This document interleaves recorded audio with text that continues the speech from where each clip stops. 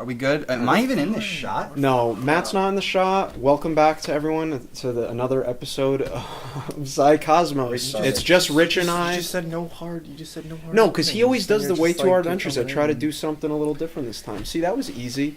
All right, today we're talking about Game of Thrones, episode 3, The Long Night. Yeah, he's not on camera. I'm not on the camera? Tyler, is he on camera? Yes, he's on camera. No. So, Ghost of Matt, who's not on camera, what did you think?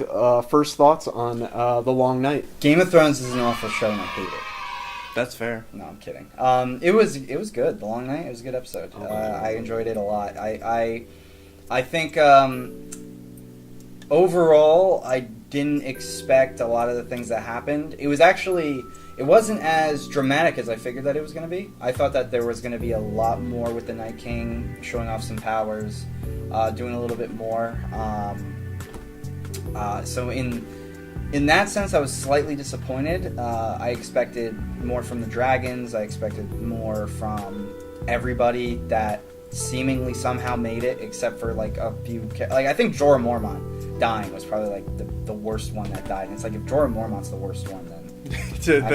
Nothing really happened. How much of a loss? Theon Greyjoy, like I was with one of my friends and we were watching episode 2, and he couldn't even remember who Theon Greyjoy was. And I was like, "That's Mr. Forgettable." He's like, "That's right, he is," and that dude's definitely dying. And I was like, "Yeah, definitely dying." Well, like, they only had him come back so he could die. That was it. Let's take some steps back. I like what you mentioned about the Night King. What would you have liked to have seen more, or what potential power do you think could have came forward? Because I'm definitely on the same page as you. First of all, from a strategic, of course, we don't know the higher level consciousness of the Night King and all the whites. Yeah, that's one word for it. I guess, but didn't even bother to go after the dragons at all. I feel like if he had even taken a second dragon other than Viserion, Rhaegal, or Drogon, either one, that would have been it. That would have been nothing else would have happened. Like. The bigger, I don't know, the middle manager, I saw a couple memes about it, the middle manager guys who are just sitting there surrounding Bran at the end while the Night King just walk up, did nothing. The entire fight did absolutely nothing. They didn't Except do a shoot a thing. few arrows, right? Maybe. I don't even remember. Like, they didn't seemingly do anything at all. So that happened. Yeah. And then Arya killing the Night King was good. I enjoyed it. I thought it was cool. Definitely for her character. After you see everything that kind of happens leading up to her character's development, I see that it makes sense. The thing that didn't make sense to me was Jon didn't get to fight the Night King once at all. At all. Like, at all. See, I think, though, that he has had the spotlight kind of too often for this moment in this entire series. It made more sense for Arya to have her moment as a character. But I wanted to get into your first thoughts on the episode as well, Rich. What are you thinking? You know, like I enjoyed it. It was a good viewing experience. I was very stressed out and everything. My two biggest problems with it is one, it broke what I think Game of Thrones really did and what it's been come to be known and loved for. And two, everybody on both sides were just really stupid. Like, okay, so first of all, you have your cavalry run out in front of everybody first into darkness. They can't see anything. I don't care if their weapons aren't fired. It's still into darkness. You can't see anything. It's not how you use your cavalry. And then you have your catapults, your trebuchets out in front of everybody. Like, no, those are on the wall, behind the wall. What are you doing? What I mentioned before, breaking the whole conventions. They played fast and loose with at one point there's like, it looks like there's 3,000 zombies and enough for a tidal wave, and then there's enough for Brienne to be like, fall back, and then there's enough time for them to like get back behind the gate because one line of Unsullied shows up. But then it's back to, no, we're getting swarmed, and there are literally so many that they're stacking up on each other to get up the walls. And then it's back to, we can deal with this, and we're going around having our sword fight, and then it's back to, I'm swarmed, and then somebody shows up and just kills one of them. I see what you mean. It seemed pretty all over the place. It does what a lot of movies do, where they're like, oh, this guy's in trouble. Just kidding, he got saved. But they did that over and over and over again. Like, that's really not Game of Thrones' shtick. It's putting people in bad situations and they end up actually dying. So when you said that they did things differently, you mean they did things differently for better or worse? I think worse. Really? Okay. I think they fell into the trap of a lot of movie and show tropes, like the last minute save thing. They did it about 9 times in that episode. It got a little annoying. Okay. Because of all the shaky cam, because it was dark, and I get there's definitely some constraints going into it, because you kind of write yourself into a corner. These guys are master of the night. Okay, well, now I have to attack at night.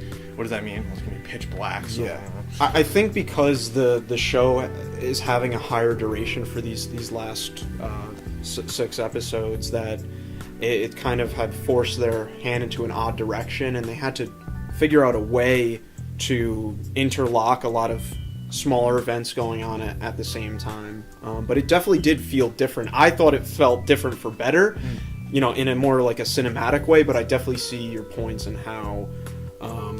I couldn't tell what was going on. Yeah, I didn't know there's a lot of died. chaos. And not only that, but I have no idea what's going on in any one scene, and I have no idea what's going on with the scenes in relation to each other a lot of the time.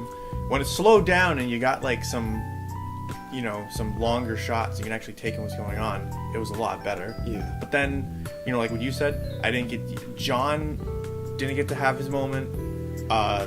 He was kind of dumb, and he ended up just screaming at a dragon.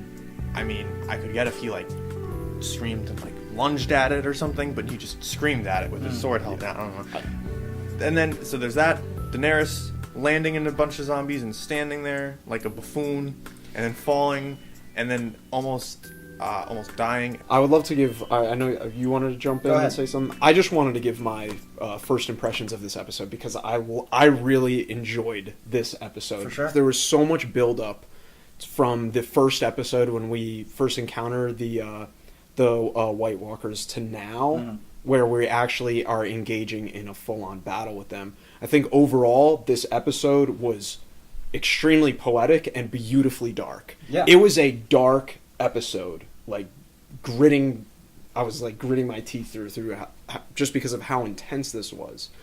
And I think what made it so dark is seeing all these characters in retreat throughout, where they're like, no, we're done. I mean, you see the Hound freak out, And again. Yeah. Yeah. It's explainable, I guess. He's got problems with fire. Yeah, I get it. Yeah. So I have a lot of opinions on the episode as a whole. Ultimately, if I were to rate it, I'd give it an 8 out of 10. I think that it was very, very good. But here are the issues that I had with it, and it goes to both of your points, because I agree with you on the positives, and I agree with you on the parts where they could have improved. So mainly, and I'll try not to overtalk here, but just a few things. The Dothraki are phenomenal archers. Give them fire arrows. Why did we just throw their bodies into the sea of dead people, even if we didn't know it was a sea of dead people? They just, I get it, but that was just cannon fodder. It was just, hey, watch, we're going to kill off the whole Dothraki army just so we can show how impressive the dead are and how scary they are. These give more dead. So And that's exactly right. Why would they rush into the darkness, even if they had flaming weapons? Doesn't make sense to me. Okay, they've never seen the dead before. That makes sense. Fine, move beyond that. A couple things after that. Just watching the culmination. To your point, how is it able to just flip between this giant tidal wave of death and then Brienne, and there's all this space around her, and she's like, "We gotta retreat." I'm like, okay. There were multiple parts that didn't kind of make sense in that kind of style, which I do agree with you. Fair criticism, I'd say. Definitely agree. Bran seemingly did nothing. I think at one point, and correct me if I'm wrong here, because you both saw the episode. At one point, it seems like Jon looks to Drogon, and Drogon has red eyes, and he screams Bran, and it says, Daenerys is coming down. This is after Jon got knocked off of Rhaegal, and he's on the ground, but Daenerys is still in the sky, and he looks at Drogon and he screams Bran. I think that happened. I think he was telling her to go to Bran, to get to Bran. That's what that was? Okay. Yeah, I don't... So then that can... Hopefully, if that's the case, that confirms Bran did, nothing that whole fight. He did absolutely nothing. Nothing. That we know of. I was confused, because I didn't get it. The other thing, if you know that the Night King is literally the king of chess, where it can, seemingly, it's very powerful, and it's the whole point of the game to kill it, but it's got all these powers. Why did they send it? And why was it so slow? I get the suspense, I get dragging it out, but you're just setting yourself up to get killed by Arya. In that, they played fast and loose with his intelligence, where at one moment he's smart, and it's like, okay, so what is he doing first? Well, he's sending all of his cannon fodder in first, because he's got like 5,000 of them, so like, why is he going to go to the God's Wood? Why is he going to play another plan? He's going to send a wave of minions after him. Like, alright, that makes sense. And then it's like, now he's back to being stupid, and he shows up on his dragon, and he goes directly after both dragons. Okay. Oh, wait, now he's back to being smart because he fell off his dragon, and he's raising up all the dead to keep Jon preoccupied, because he's not going to duel him, and it's like, alright, that's great, he's smart. He's like, why am I going to duel you? But then it's, nope, right back to being stupid. I have to kill Bran myself because... Whatever. Because me. Yeah. With both those points said, I definitely agree. I think that, again, as I said before, it was like, or as you have said too, it's to build that suspense up. And think about the situation. When Bran is in the Godswood, and there's just, it's getting to the point where there are so much dead walkers coming up that it just engulfs the whole area. So the Night King's not really worried about anything coming for him at that point. And by this point in the story, Arya has become a master assassin.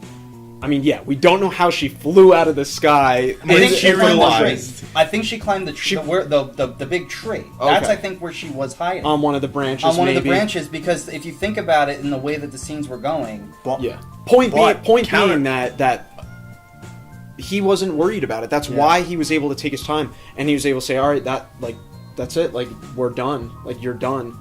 And when him and his goons start walking in, and it's against that orange background, I was like, wow, like, this is really quite something spectacular that we have not seen on TV before. Yeah. So, very nice. Yeah. What were we going to say? The 2 points I want to say is, one, I don't think he's in the tree, just because right before that they have the shot of where some of his goon squads, the middle managers, the middlemen managers, they're standing towards the edge and the hair moves. Yeah. So she had to have come from behind that guy.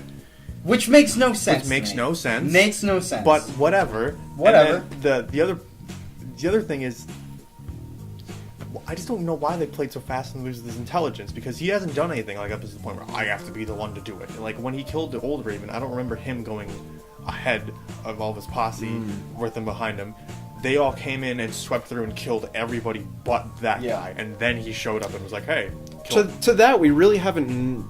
I mean, we don't truly know the Night King's intentions, like 100%, right? So maybe he was trying to, and we never will.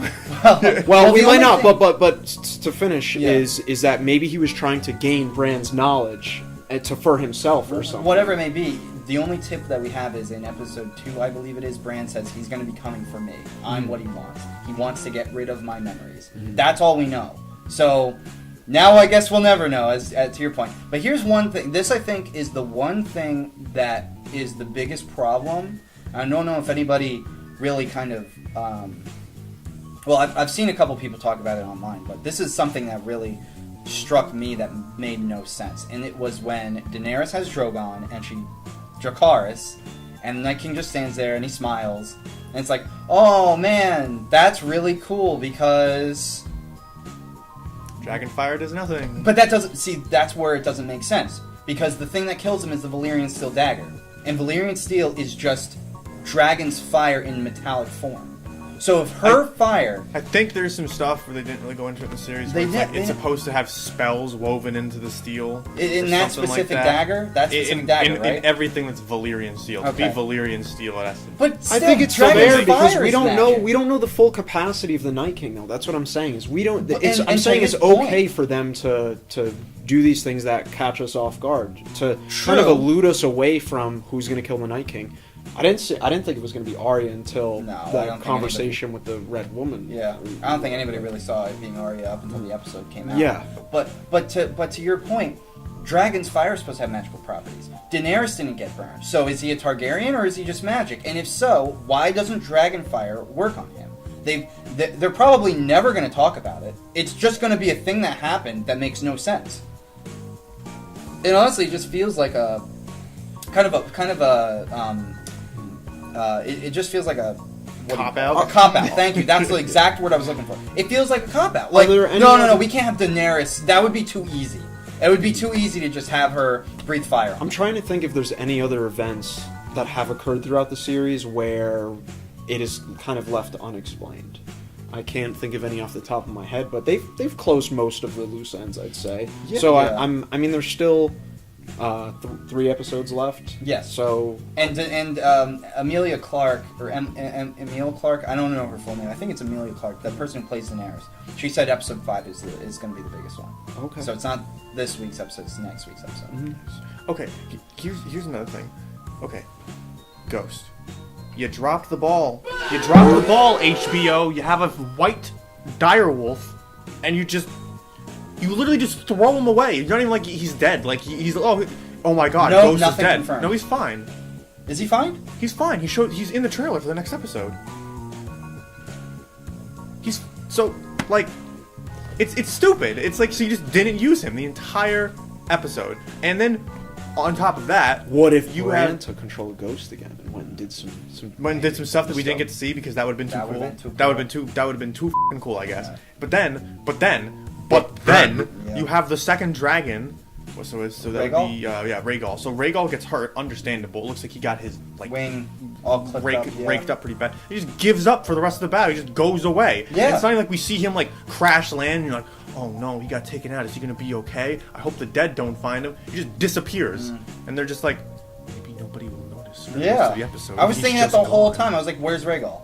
The whole time, And just especially when after the Jon battle. was fighting Viserion. Right? Yeah. Or what is That's the okay. So yeah, I want that's to Viserion. I want to bring that up because you pointed at this, but I want to talk about this as a thing.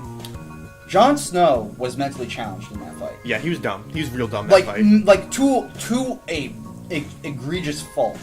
Okay, I'm pretty sure there's one point where he gets into Winterfell, and he looks at Sam, and Sam has like 30 dudes on him. He's like, "Jon, help me!" And Jon just looks at him and turns away. I gotta get the Night King. Like he runs away from him, and he's like, "Dude, help! I'm like your best friend." And he's like, "No, no, you screwed things up between me and my girlfriend." Yeah. On that note, I think this episode was really just hell on earth. Yeah. It was hell on earth. If there's a hell out there that exists, HBO did a good job of showing one. And what more could he have done? He's getting chased by tons of zombies and a dragon, and no one else is around him. He's at this point, he's backed into a corner just trying to survive to figure out the next step of what he can do to help Bran. Yes. That's it. That's all he's trying to do is survive. So I think the most dumb things were just the battle tactics. Very, very, very stupid. Don't know why you're. So our plan is, okay. So here's the deal. Our plan is we're gonna go out from behind our walls, okay, and then we're gonna have a really awful formation out in front of the walls, okay. Yeah. And then we're gonna send in a huge portion of our forces by themselves. They're all gonna die, great. And then we're gonna fight for a little bit, and then we're gonna realize this is too bad, and then we're gonna immediately pull back into the gates, risk letting undead people in because we have to open the gates to let the people back in.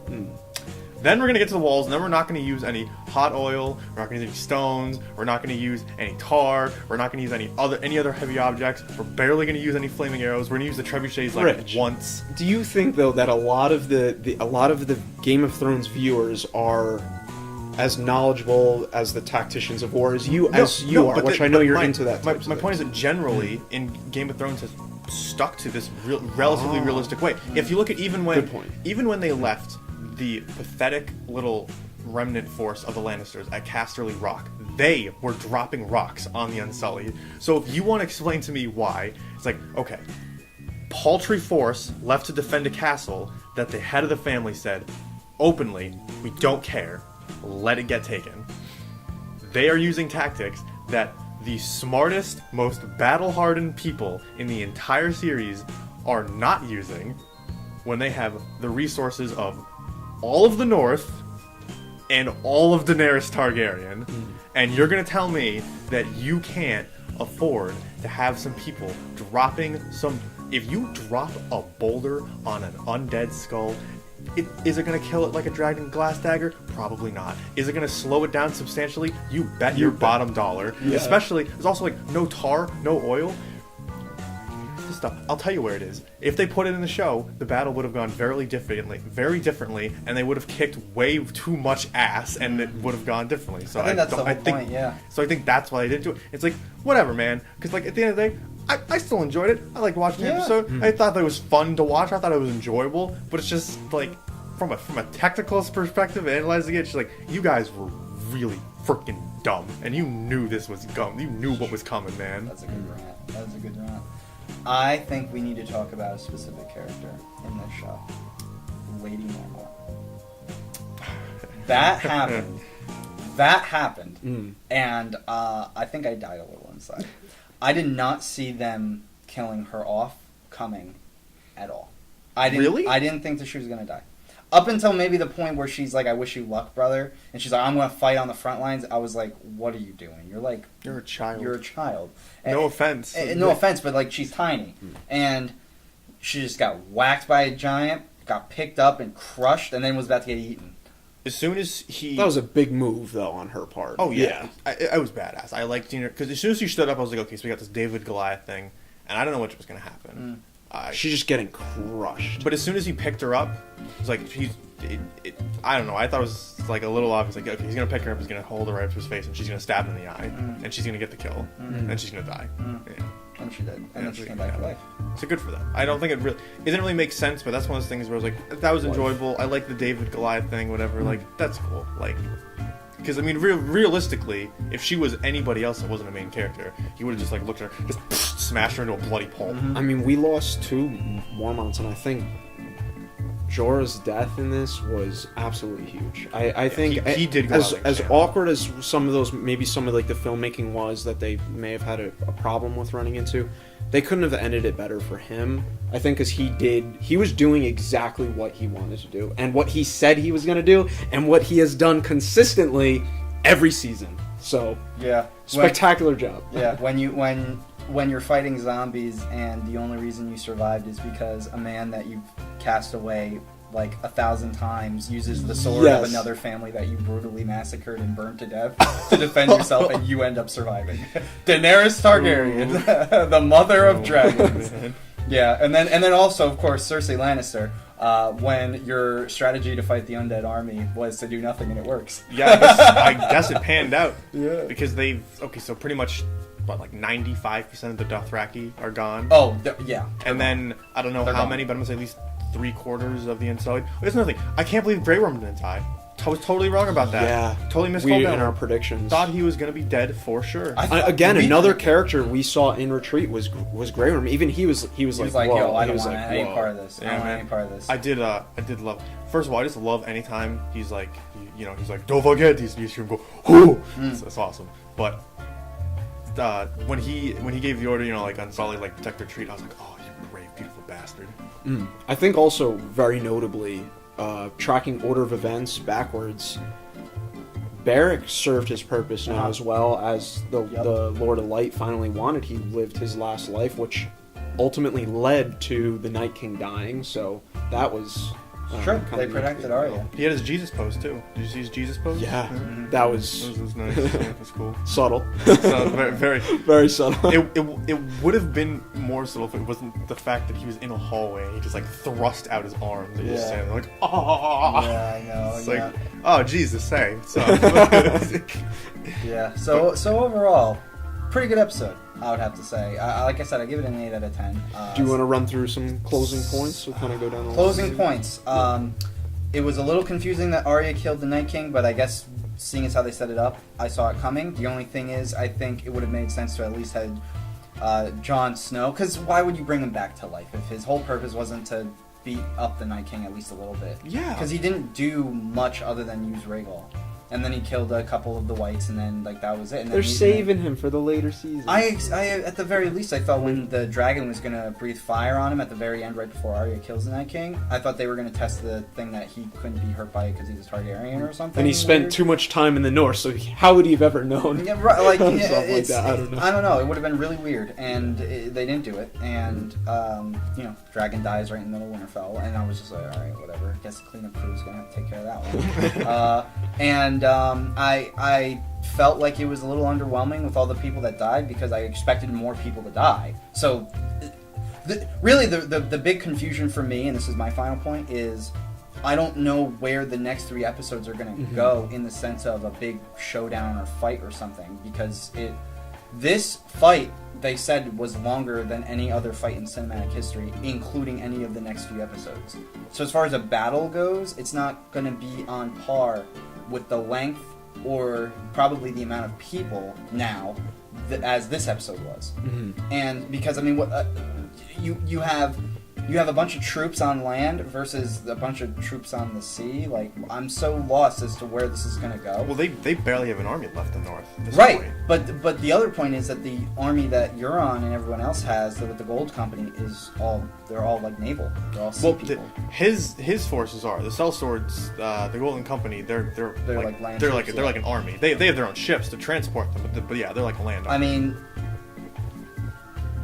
dragons, I guess. I think in a way it's Thank good God though for that that, right? in a way it's good that we kind of don't know where these next 3 episodes are going, because it's just gonna continually lead us through the suspense and the thrill. Do you think there'll be a time lapse or a time gap?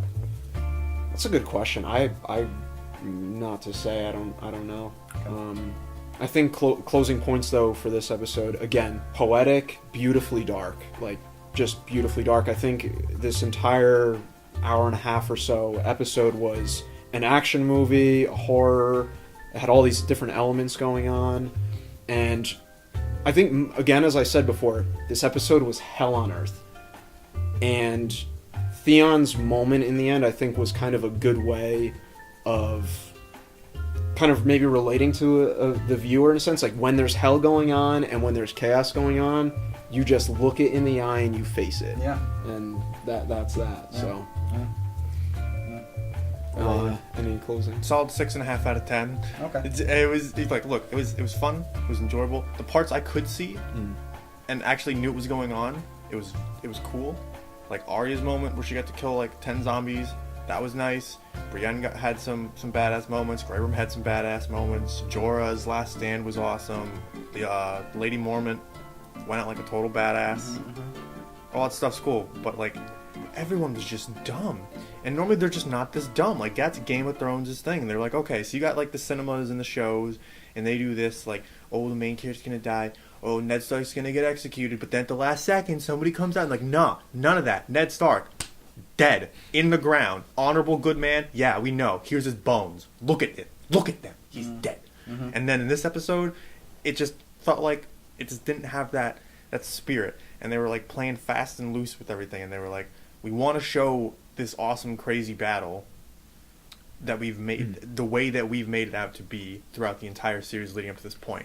But if we do that, almost everybody's going to be dead. Yeah. And we have more work that we want to do, so we have to, like, dial it back at certain times, so it doesn't make sense. Like, the dragon blows up the wall, and then it gets blocked by a piece of stone. The Night King doesn't want to fight, lets his drones fight, then he shows up and fights, then he lets his drone fight, then he shows up and fights. Dragons, one of them just, see you later.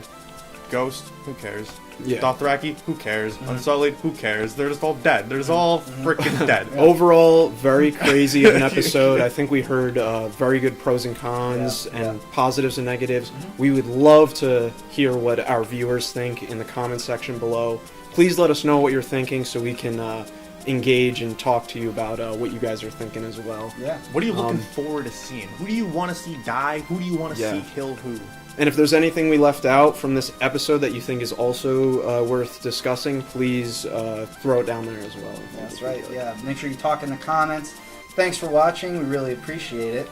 And just don't ruin these last 3 episodes. HBO, please, for the love of God. Just if you do, we'll find you. If you have Jon Snow just sitting there on a dragon, just doing nothing. All right, thanks, guys. We'll see you next time. Take care. And bring back Ghost.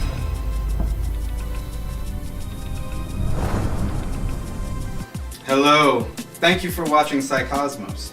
If you liked our content, then you can like, subscribe, and ring the notification bell. We upload content daily. You can also support us on Patreon as well. See you soon.